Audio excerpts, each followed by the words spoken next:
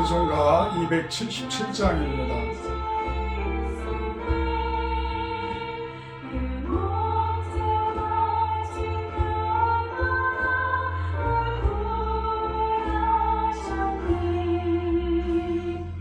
목자 예수는 날 사랑하셔서 그 피로 나를 씻으사 온전케 하셨네. 기름 양 찾아 큰 위로 주시고 우리 안에 이끌어 늘 보호하시네.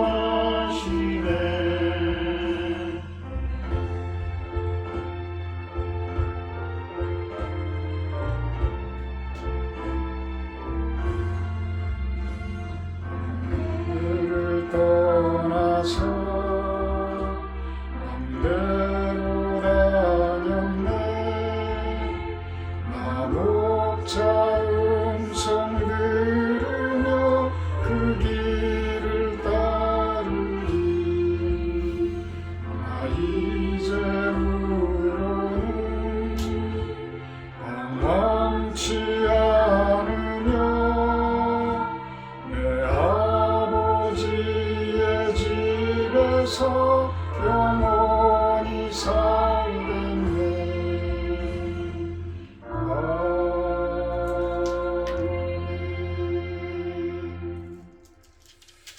찬송가 412장하고 예배 시작하도록 합니다. 412장입니다.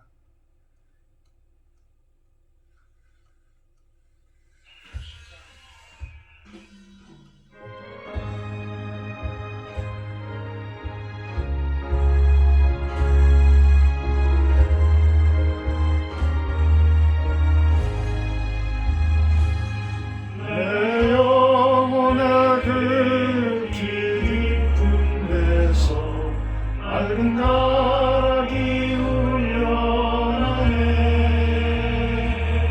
하늘 곡주가 언제나 흘러나와 내 영혼을 보이사네.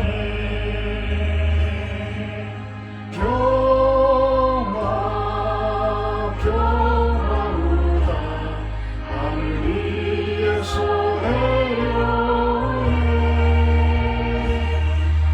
사랑의 물결이 영원토록 내 영혼을 덮으소서.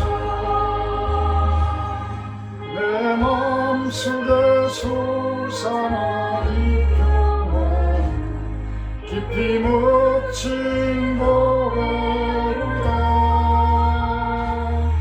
나의 부활을 캐내어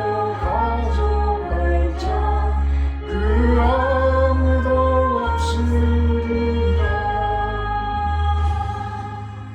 평화 평화로다 하늘 위에서 내려오네. 그 사랑의 물결이 영원토록 내 영혼을 덮으소서. 내 영혼의 평화가 넘쳐나는 주의 큰 복을 받으리라.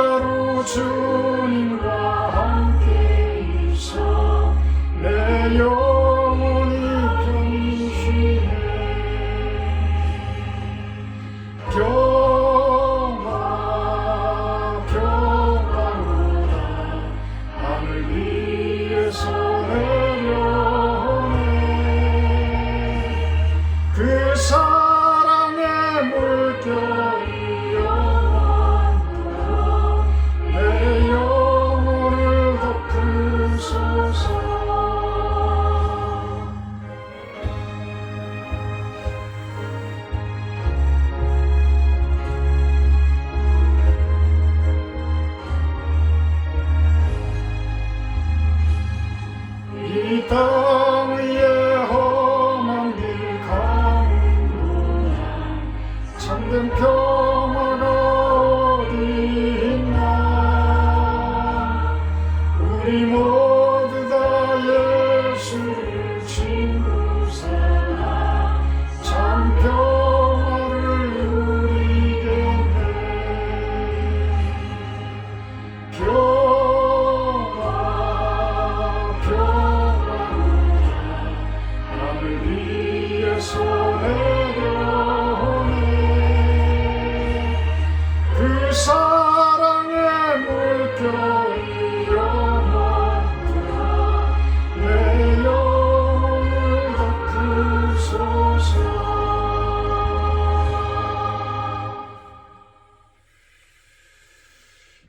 사도신경 하심으로 신앙 고백하도록 합니다. 나는 전능하신 아버지 하나님 천지 창조주를 믿습니다. 나는 그의 유일하신 아들 우리 주 예수 그리스도를 믿습니다. 그는 성령으로 잉태되어 동정녀 마리아에게 입산하시고 본디오 빌라도에게 고난을 받아 십자가에 못 박혀 죽으시고 장사된 지 사흘 만에 죽은 자 가운데서 다시 살아나셨으며 하늘에 오르시어 전능하신 아버지 하나님 우편에 앉아 계시다가 거기로부터 살아있는 자와 죽은 자를 심판하러 오십니다.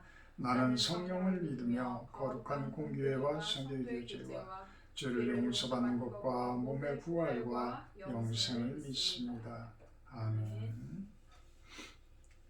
찬송가 413장 하신 후에 구중심 사모님 기도해 주십니다. 413장입니다.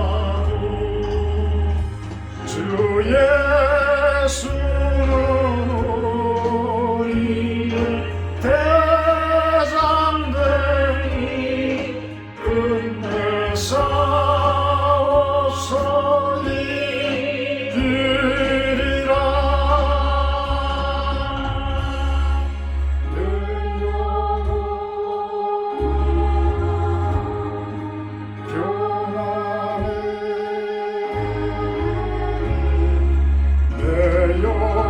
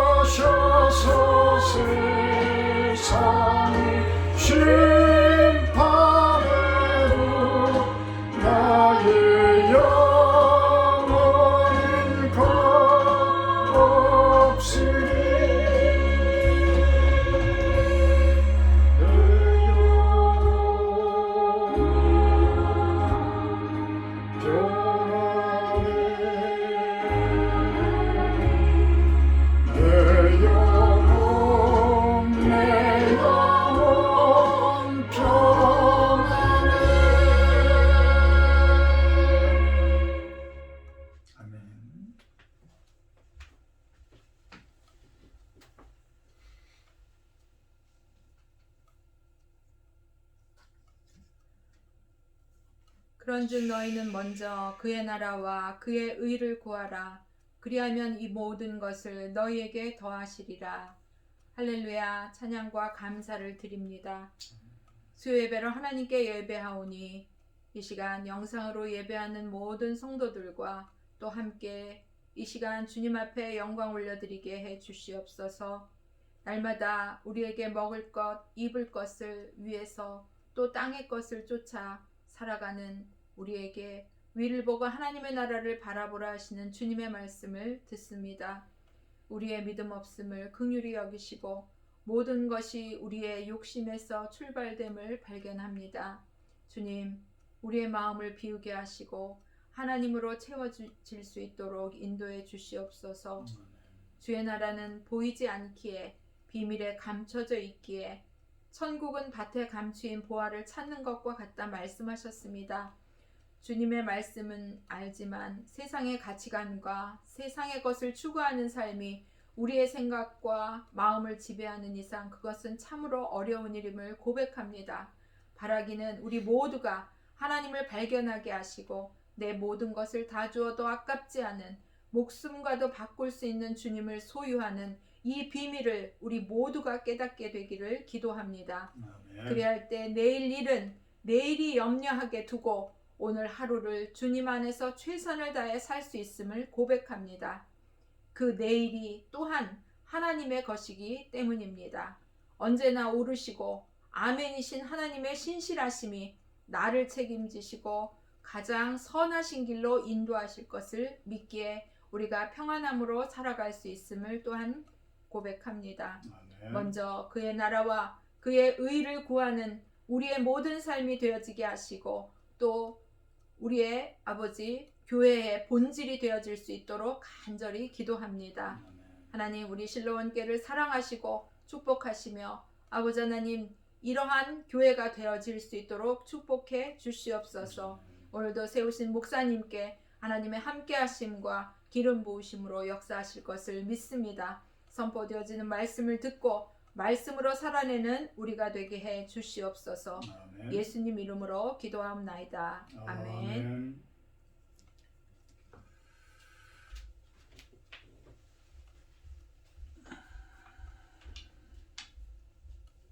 말씀 봅니다. 마태복음 7장 7절에서 12절 말씀입니다.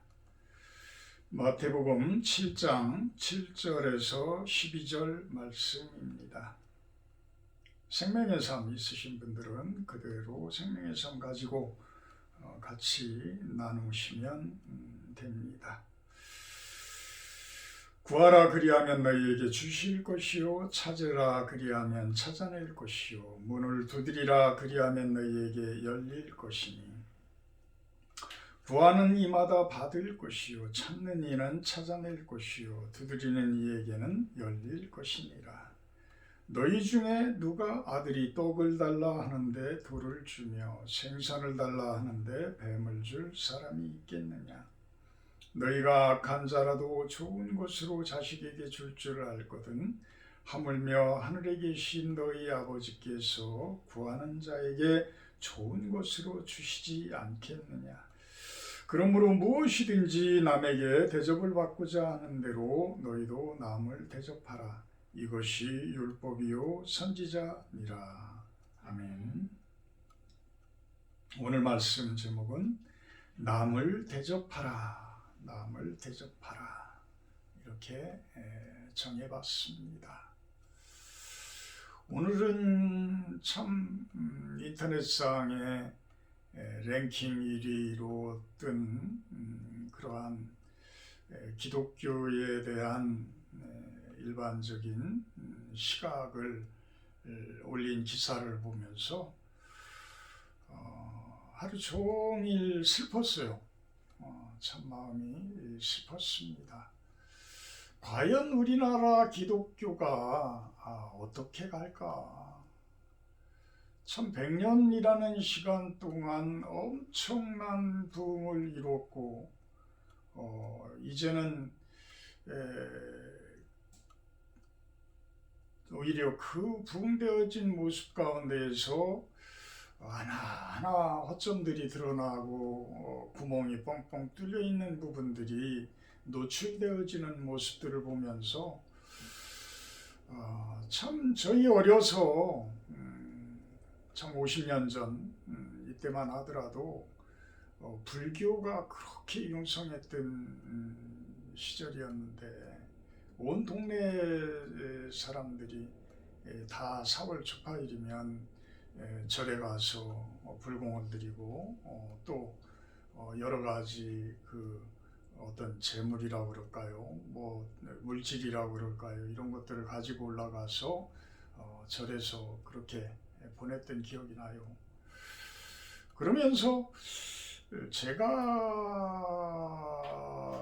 대학생 정도 되면서 부터 아주 교회가 상당히 부흥 발전되어진 모습으로 보여지게 되는데 왜 그렇게 짧은 시간 안에 부흥되어지고 그렇게 대한민국 교회가 그렇게 융성했던 교회가 이렇게 욕을 먹는 지경까지 와 있을까?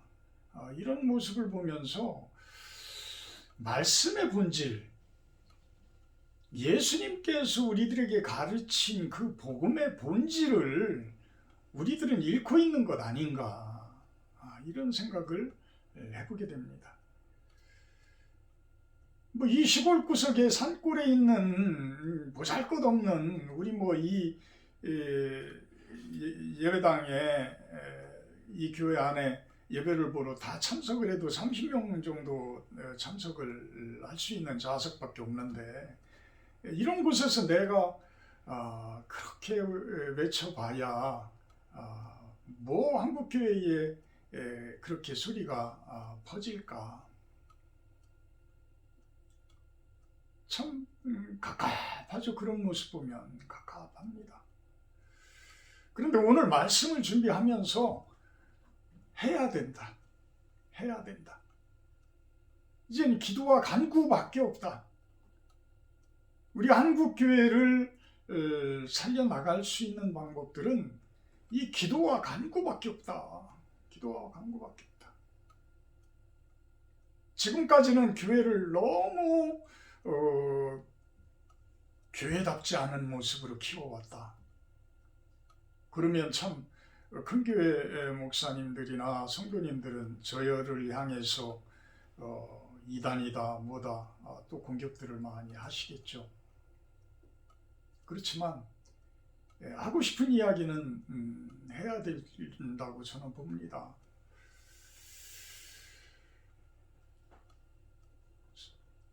제 이야기가 아니라 거기에 댓글상에 올려져 있는 이야기들을 한번 여러분들도 읽어보세요. 그분들의 이야기가 교회를 안 다녀본 분들이 올린 이야기들이 아니에요. 교회를 다 다니고 계시고 아마도 교회를 다녔던 분들이 교회 안에서의 실족했던 분들이든 이런 분들이 아마 교회 내막을 잘 알으니까 올린 글들이에요. 그래서 그분들의 이야기가 공감이 안 가는 게 없어요.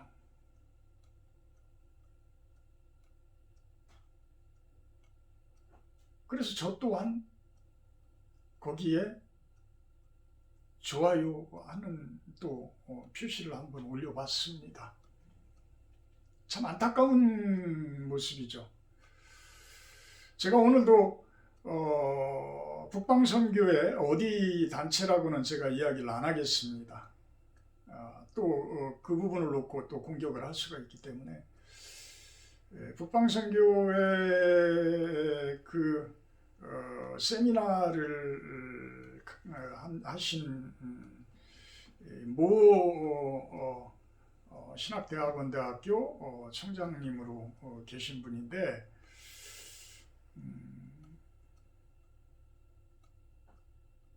이제 남북한의 통일을 정부 차원에서 해나가는 것은 어려울 것이다. 이제는 그 부분을 말씀에 입각해서 어떤 선교 단체에서 해나가야 되는데 그 부분을 또한 우리나라 교회, 큰 교회에 맡기기도 어렵고 큰 교단에 맡기기도 어렵다. 이런 말씀을 하시는 거예요. 근데 그 부분에 대해서 공감이 가요. 왜 그럴까요? 왜 그럴까요? 너무나 큰 권력을 쥐고 있어요. 너무나 큰 힘들을 가지고 있어요. 여러분들도 수도 없이 매스컴상에서 뉴스상에서 그 혼란스러운 모습들을 교회의 목사님들 이런 분들이 그 코로나19 와중에서도 광화문에서도 그렇게 외치고 또 코로나19로 인해서 제발 좀 대면 예배 하지 말아달라고 그렇게 이야기를 하는데도 우리는 해야 된다. 죄는 무엇이냐면요, 내가 이득을 얻음으로 해서 상대가 피해를 가는 게 죄예요. 내가 이득을 위해서, 내 이득을 위해서 상대방에게 피해를 주는 게 죄라고요. 교회가 어떤 이득을 위해서, 어떤 교단이 어떤 이득을 위해서 사회에 있는 분들에게 아픔을 줬다면 그것은 죄입니다. 그것은 죄예요. 교회의 목적은 뭐예요? 사랑이잖아요. 제일 큰 계명은 사랑이에요. 세상에게 사랑을 베풀고 그들에게 참된 평강을 주고 그들에게 참된 복을 주는 것인데, 그들에게 병을 주고 그들에게 아픔을 줬다라고 한다고 그러면 이것은 아니잖아요. 이것은 교회가 해야 할 일이 아니잖아요. 무엇 때문에? 무엇 때문에요? 그것 때문에. 자신들의 주장. 교리라고 이야기하고 싶지도 않아요. 자신들의 의 때문에. 자, 우리 대한민국 교회만이라도 하나 되자라고 하면 참석할 수 있는 교회가 몇 명이나 되며 몇 교회나 되며 참석할 수 있는 교단이 얼마나 됩니까? 지금까지의 교단의 모습을 보면 장로회만 하더라도 200몇 개로 갈라졌다고 그러는데, 하나에서 시작되어진 교단이, 그것을 다시 합치자고 그러면 합칠 수 있는 교단이 얼마나 되겠어요? 근데 예수님은 한 분이시잖아요. 하나님은 한 분이시잖아요. 우리는 그걸 믿잖아요. 그것은 진리예요. 더 이상 벗어날 수가 없어요. 한 분 아버지를 모시고 한 분 예수님을 모시는 교회들인데, 왜 목사님들의 목소리가 그렇게 크고, 왜 그렇게 총회장의 목소리가 그렇게 크고, 노회장의 목소리가 그렇게 커야만 됩니까? 우리는 아무리 작은 교회지만 저희는 기도합니다. 교회가 하나 되게 해달라고. 세상에 좋은 일 하는 교회가 되게 해달라고 저희들은 기도할 겁니다. 지치지 않고 기도할 거예요. 끝없이 기도할 거예요. 구하라 그리하면 너희에게 주실 것이요, 찾으라 그리하면 찾아낼 것이요, 문을 두드리라 그리하면 너희에게 열릴 것이니. 구하라, 찾으라, 문을 두드리라. 8절에 구하는 이마다 받을 것이요, 찾는 이는 찾을 것이요, 두드리는 이에게 열릴 것이다. 이건 뭐예요? 계속 반복되어지면서 구하라는 거예요. 기도하라는 거예요. 간구하라는 거예요. 그것을 강조하는 문구예요. 예수님께서는 이걸 이야기하는 거예요. 구하라, 찾으라, 두드려라. 우리 성도님들, 우린 작은 교회지만 바른 일을 위해서, 정의를 위해서, 공의를 위해서, 복음을 위해서, 진리를 위해서 우리 기도하자고요. 기도하자. 기도해 나갑시다.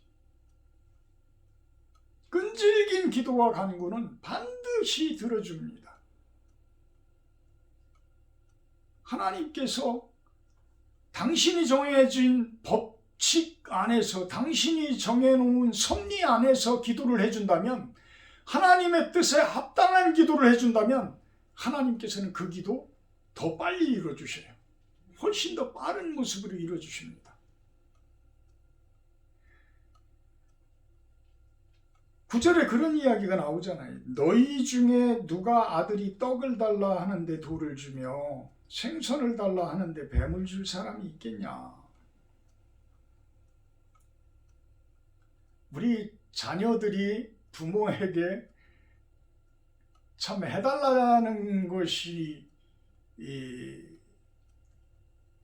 없어도 섭섭하더라.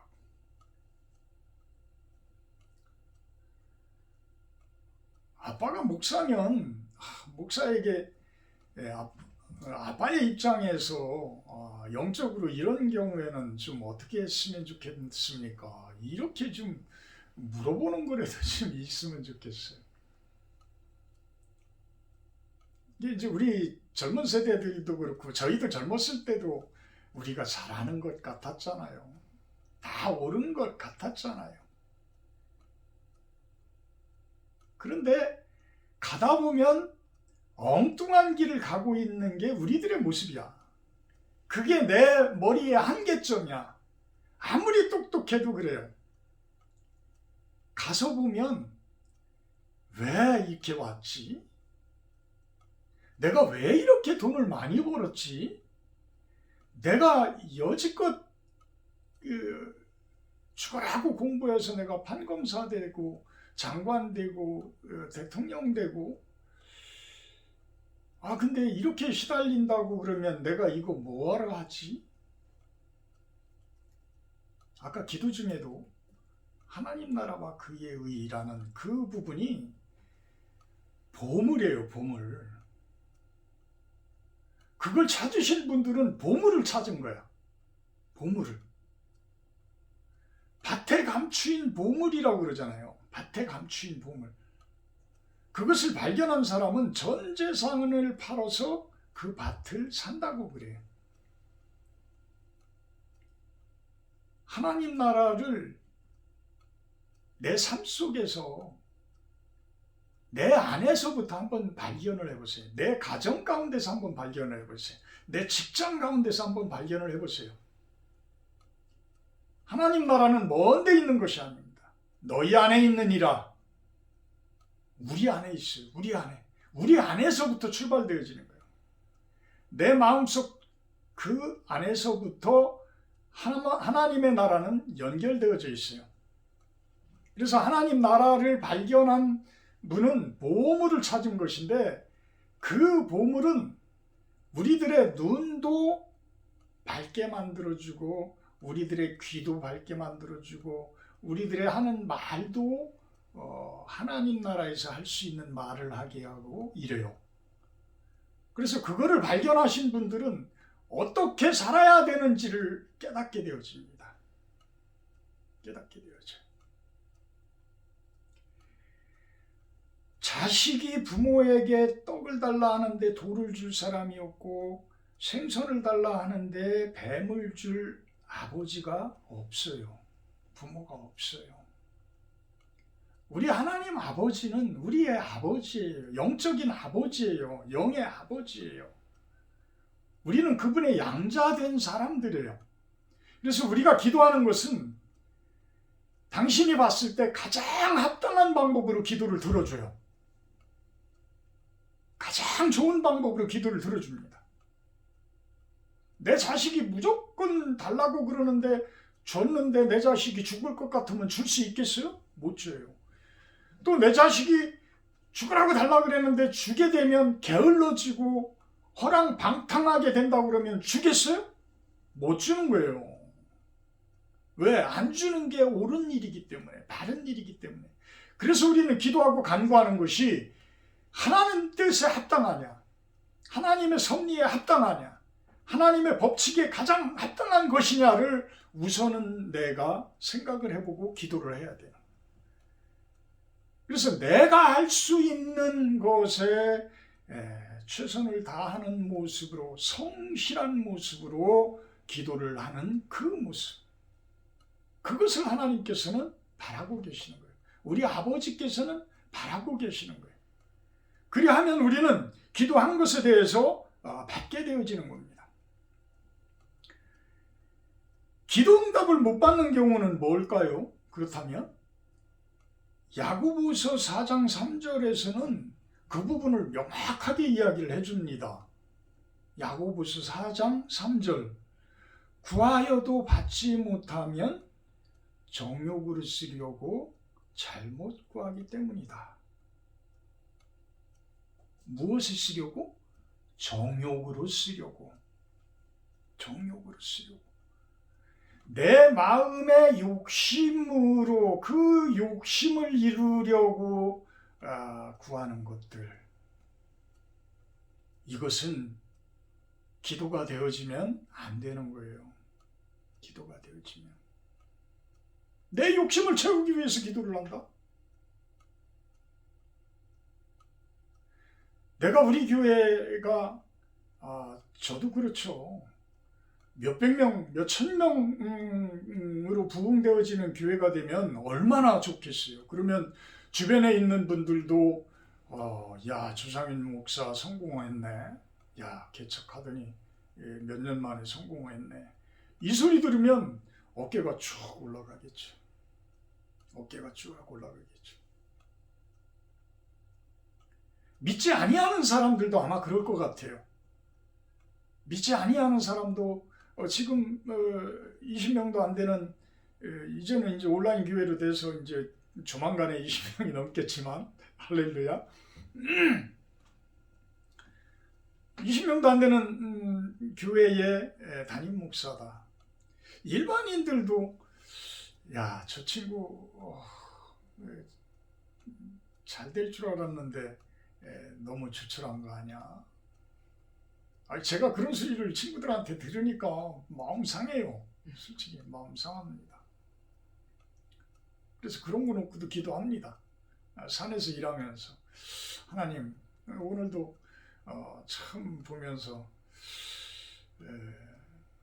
하나님, 세상 사람들이 봐서도 좀 잘된 목사 같은 목사가 되면 안 될까요? 자, 그것이 욕심이라면 하나님께서는 안 들어주시오. 그것이 욕심. 그래서 내 의를 위해서, 내 자랑거리를 위해서 만약에 그 기도를 한다라고 한다 그러면 그것은 내 인성부터가 벌써 잘못된 거죠. 벌써 잘못된 겁니다. 우리 성도들을 위해서 진짜 기도하고 우리 작은 교회지만 작은 교회 건강하게 진짜 바른 소리 할 수 있는 교회. 참 대천덕 신부님의 예수원, 제가 참 거기도 다녀왔지만 그 산골짜기, 태백 골짜기, 울진 삼척지구 무장공비 나왔던 그 시절에 거기를 개척을 하셨어요. 그것도 미국 분이 노란 머리 하신 분들 내외분께서 자녀들 조그만 애들 데리고 막내는 아주 어린 1살인가 2살 때 데리고 그곳에서 차를 타려면은 몇 킬로를 수십 킬로를 걸어 나와서 기차를 타고 서울을 와야 되고 이런 것들을 한 그 교회에 왜 그렇게 박정희 대통령이든 뭐 이런 분들이 왜 그렇게 오히려 그 대천덕 신부님의 그 말씀을 귀를 기울였을까요? 저는 참 그분을 보면서 그런 생각을 가져요. 그분이 말씀을 전해주셨기 때문에 들리는 거지 당신의 욕심 때문에 무엇인가를 이야기했다라 그러면 그것은 아닐 것이다. 아니다. 저도 작지만 그런 모습으로 살고 싶습니다. 큰 교회 담임 목사님으로 계시면요, 제가 유튜브 이렇게 보면은 몇만 명씩이에요. 조회 건수가 몇만 명씩 돼요. 몇만 명씩 되는데 성도님들만 그것을 보고 계시겠어요? 트집 잡으려고 하는 분들도 수도 없이 그 설교를 보고 있을 겁니다.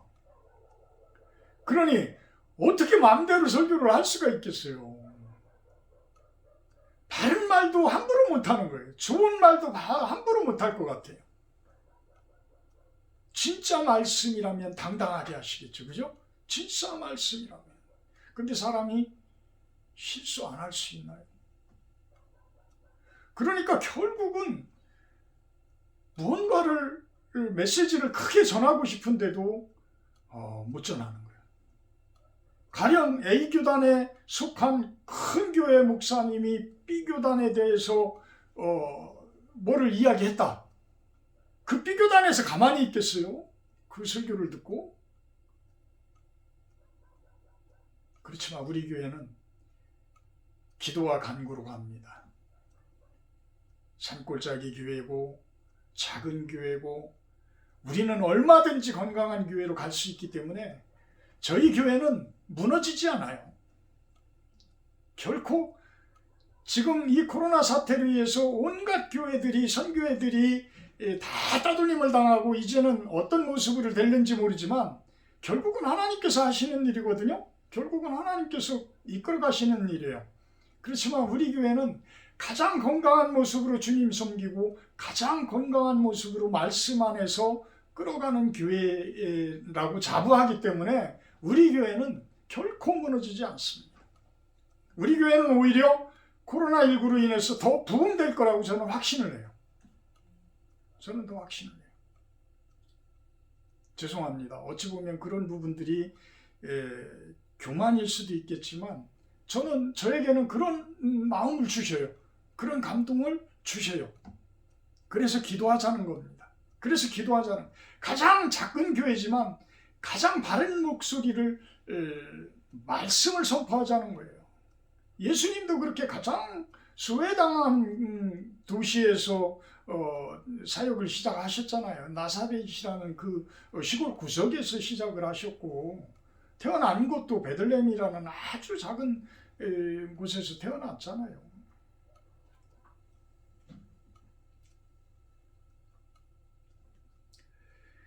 12절 그러므로 무엇이든지 남에게 대접을 받고자 하는 대로 너희도 남을 대접하라. 이것이 율법이요 선지자니라. 대접을 받고자 하는 대로 대접을 하라. 이것은 황금률이에요. 황금의 법칙입니다. 그러니까 내가 드리면 그분은 나에게 더 많은 것으로 갚아요. 그래서 내가 돈을 벌고 싶으면 그분을 섬기세요. 그러면 그분은 나에게 더 많은 것을 줘요.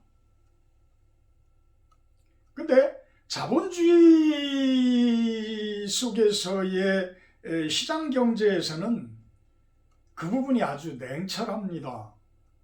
어떤 사랑의 모습으로 섬겨지는 것이 아니라 서로의 이득을 위해서 윈윈 전략을 짜요. 결국은 없는 사람들이 푼돈을 꺼내서 그들의 윈윈 전략에 말려들도록 만드는 그런 모습으로 하면서 큰 자본을 가지고 작은 돈들을 싹 끌어모아요. 그것은 지금 여기에서 예수님께서 이야기하시는 황금률의 법칙이 아닙니다.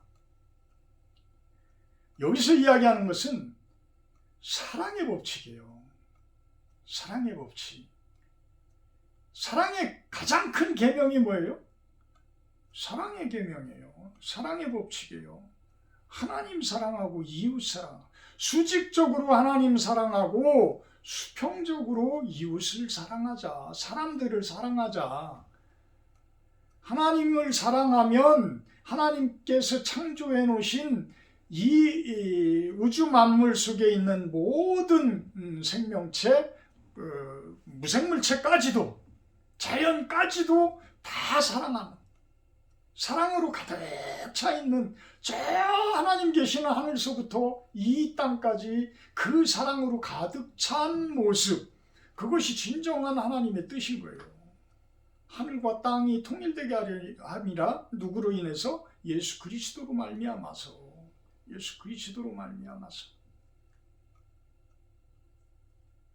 그러니까 여기에서 이것이 율법이요 선지자니라.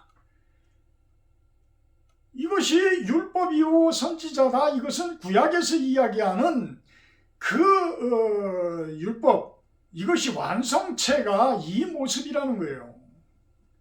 그러니까 이것이 결국은 가장 큰 최고의 법칙이라는 것이죠. 마태복음 22장에서 37절, 22장 37절에서 40절에 보면 이 부분이 나오잖아요. 가장 큰 계명이다. 하나님 사랑하는 것이고 이웃 사랑하는 것이고. 신명기 구약 성경에 보면 신명기 6장 5절이요. 레위기 19장 18절이다. 이미 구약 성경 안에서 그렇게 사랑이라는 표현을 하라고 이미 나와 있는데 너희 바리새인들, 사두개파들, 에세네파들, 당신들은 당신들 교리를 세워서 그 본질을 잃어버리고 당신들 교리만을 주장하고 지금 살고 있는 것이다. 이렇게 예수님께서는 그 부분을 이야기하고 계시는 거예요. 이야기하고 계시는 거예요. 어째 그렇게 우리 지금의 모습하고 비슷한지 모르겠습니다. 이웃을 대접한다는 것, 이웃을 섬긴다는 것, 지금 너무나 자본주의 쪽으로 많이 빠져 있다 보니까 우리들은 돈을 참 소중한 것으로 너무 생각을 하다 보니까 이웃 섬기는 부분에 대해서 너무 소홀해요. 우리 성도님들도 그래요. 교회들도 한다고 그러지만 사실 건물 짓기 바빴고 교인들 케어하기 바빴고 선교한다고 그 교인들의 피땀 흘린 그 헌금들을 소실하기도 했고 이런 모습들 때문에 진정으로 가난한 자를 구제하고 이웃들을 대접하는 그 개념들은 너무 많이 잊어버렸다. 너무 많이 잊어버렸다. 사실 우리 어려서는요, 손님이 오면 극진히 대접했어요. 쌀독에 쌀이 없어도 그거 팍팍 긁으셔가지고 밥 맛있게 해가지고 이렇게 해서 드리고 그랬어요. 있는 반찬 없는 반찬 다 해서. 심지어는 시암탉까지도 잡아가지고 섬기고 그랬잖아요. 그런 건 어디서 옵니까? 마음에서 출발되어지잖아요. 거지가 오더라도 저희 어려서 그랬어요. 거지들한테 잘 그때 당시에는 뭐 공양이라고 그랬나요? 하여튼 스님들도 와도 그렇고 그러면 쌀떡에서 쌀 퍼다가 줘야 되고 이것이 당연히 우리 어려서 해야 하는 걸로 알고 있었어요. 근데 지금은 그 사람들 괜히 집안에 들였다가 성폭행 당하면 어떡해? 그 사람들이 강도로 변하면 어떡해? 왜 이렇게 삭막한 세상이 됐어요? 왜 이렇게 대접을 하려고 해도 섬기려고 해도 왜 이렇게 어려운 세상이 돼버렸어요? 교회가 해야 할 역할들은 오히려 더 많이 사람들에게 사랑을 베풀고 그 사랑을 나누고 섬기는 그 모습으로 가야 하는 것이 교회들의 역할들인데 너무 본질을 벗어난 모습으로 온 것 아니냐는 이야기죠. 너무 본질을 벗어난 곳으로 오지 않았느냐.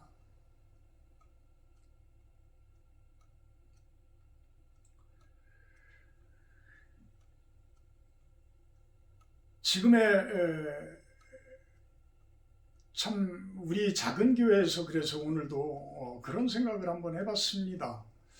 우리 작은 교회로서 이웃을 섬길 수 있는 방법이 무엇이 있을까? 지금 경기도 쪽에서는 각 지자체별로